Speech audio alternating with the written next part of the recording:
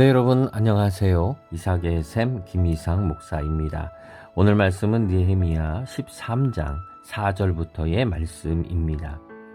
이전에 우리 하나님의 전의 방을 맡은 제사장 엘리야십이 도비야와 연락이 있었으므로 도비야를 위하여 한 큰 방을 만들었으니 그 방은 원래 소재물과 유향과 그릇과 또 레위 사람들과 노래하는 자들과 문지기들에게 11조로 주는 곡물과 새 포도주와 기름과 또 제사장들에게 주는 거제물을 두는 곳이라. 예루살렘에 이르러서야 엘리야십이 도비야를 위하여 하나님 전뜰의 방을 만든 악한 일을 안지라. 내가 심히 근심하여 도비야의 세간을 그 방 밖으로 다 내어 던지고 명령하여 그 방을 정결하게 하고 하나님의 전의 그릇과 소재물과 유향을 다시 그리로 들여 놓았느니라.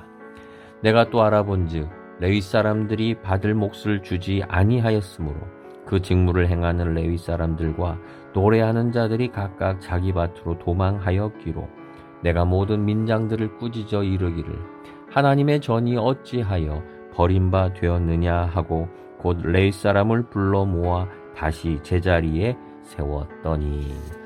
아멘. 오늘 말씀은 참 마음 아픈 그러한 장면입니다. 느헤미야 13장은 마지막 장입니다. 이 마지막 장이라는 거는 이제 더 이상 그 뒤가 없는 거지요. 너무나 이제 지금까지 해왔던 마지막의 모습을 보여주는 그러한 장인데 너무나 실망스럽습니다. 이 앞에까지는 이 성벽을 세우고 또 이 앞에 에스라에서는 성전을 다시 증축했지요.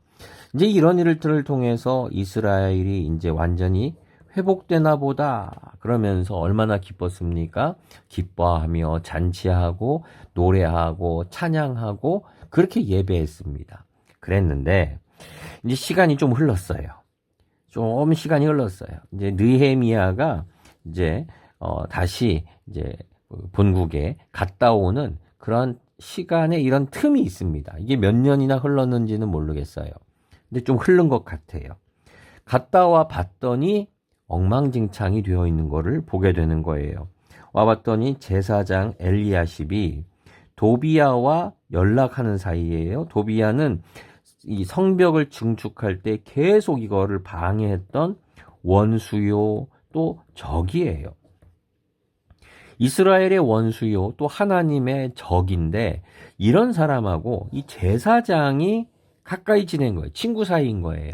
아마 이쪽 분위기 지금 성경의 분위기를 볼 때 아마 사돈지간이었을 가능성도 아주 농후합니다. 자, 이렇게 제사장이 도비야와 친해가지고 원수와 친해서 한 일이 뭐냐? 성전에다가 방을 만든 거예요. 제사장이 이 방을 관리하는 사람이에요. 근데 도비야 원수를 위해서 성전에다가 방을 만들어요. 더군다나 이 공간은 원래 하나님의 것을 위해요. 소재물, 유향 이런 걸 보관하거나 또는 이 레위 사람, 문지기 이런 사람을 위한 곡물, 기름 이런 것들을 두는 창고예요. 그런데 이런 창고를 그걸 다 빼고 도비야를 위해서 이 방을 만들었다는 거예요. 다시 말하면 뭡니까? 자기의 권한, 권력을 함부로 사적으로 사용한 거죠.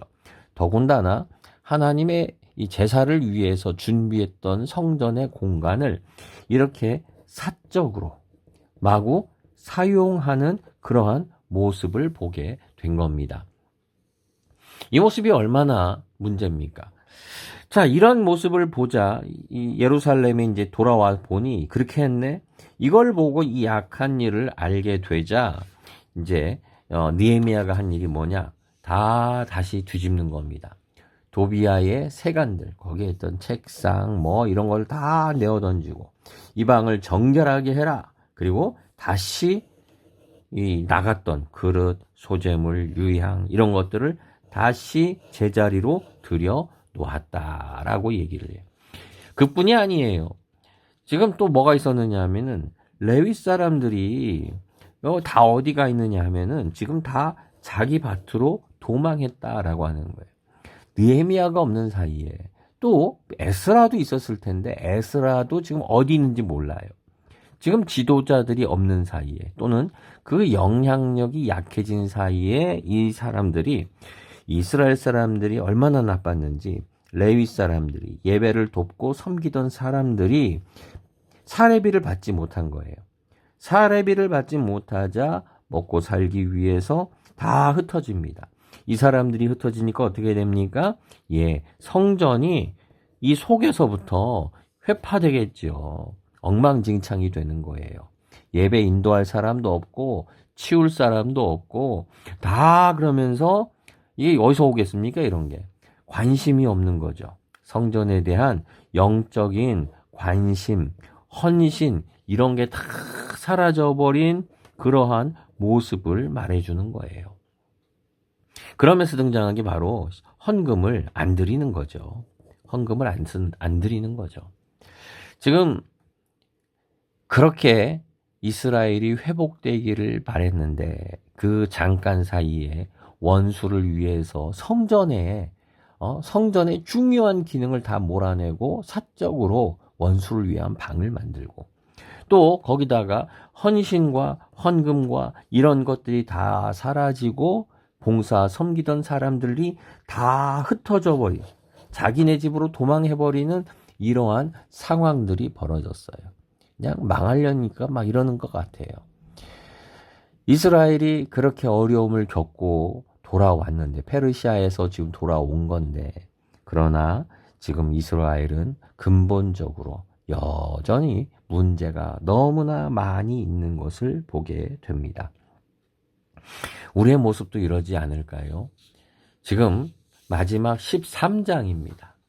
마지막 13장인데 아무리 앞에 12장까지 잘했다 하더라도 13장 마지막이 가장 중요한 건데 이걸 잘해야 미래가 있는 건데 그러나 불행하게도 미래가 얼마나 캄캄한지 이스라엘 또 사람이라는 게 얼마나 악한지 금방 하나님을 버려버리고 배신하는 우리들의 모습을 보게 돼요.